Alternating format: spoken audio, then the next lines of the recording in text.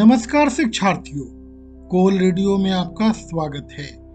आइए हम सरदार पटेल की जयंती पर सुनते हैं एक रेडियो श्रृंखला अखंड भारत विश्व गुरु भारत। यह भारत के वैभव की गाथा है जो हमारा राष्ट्र धर्म होना चाहिए। सोचिए, यदि सरदार पटेल नहीं होते तो क्या होता।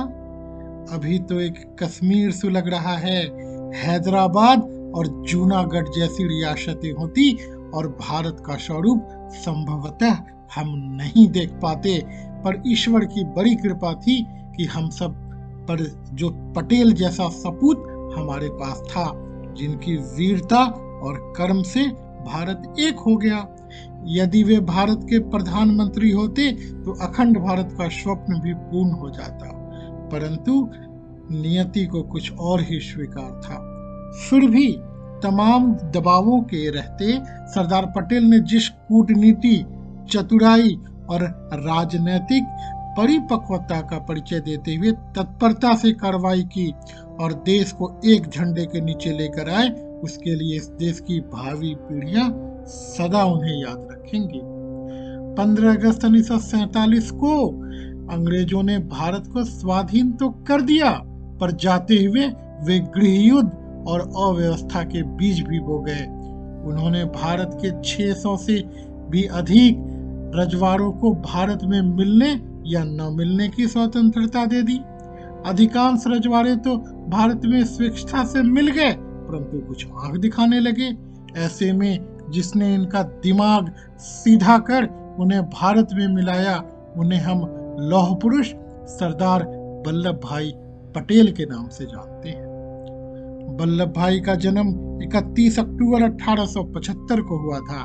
इनके पिता भी झवेर भाई पटेल ग्राम करमसद गुजरात के जो निवासी थे, उन्होंने भी 1857 में रानी झांसी के पक्ष में युद्ध किया था।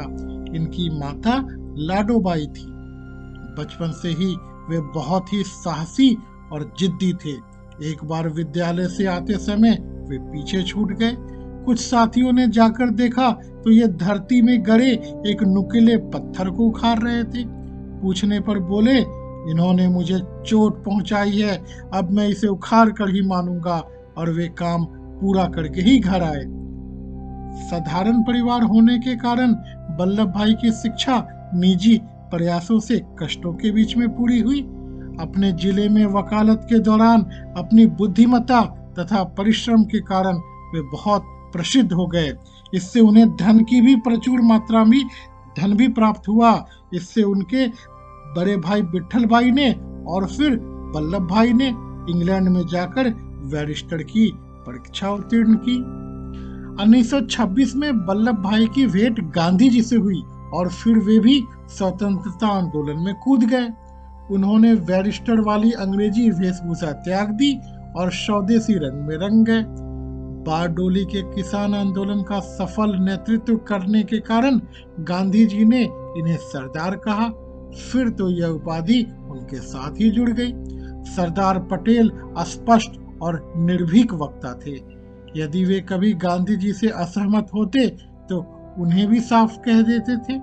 वे कई बार जेल गए। 1942 के भारत छोड़ो आंदोलन में उन्हें 3 वर्ष की सजा हुई।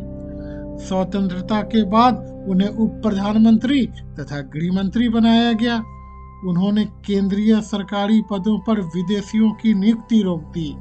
रेडियो तथा सूचना विभाग का उन्होंने कायाकल्प कर डाला। गृह मंत्री होने के नाते रजवाड़ों के भारत में विलय का विषय उनके पास था।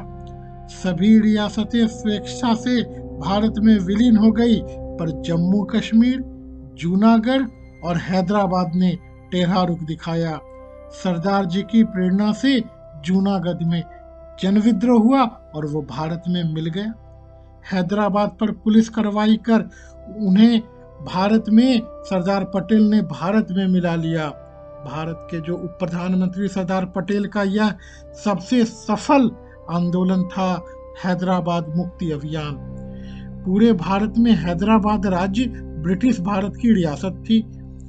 इसमें वर्तमान तेलंगाना, मराठवाड़ा, उत्तर कर्नाटक और विदर्भ के कुछ भाग शामिल थे।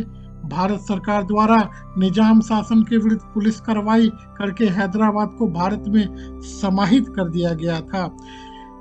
सरदार पटेल का यह सफल संचालन वर्षों वर्षों तक भारत को याद रहेगा।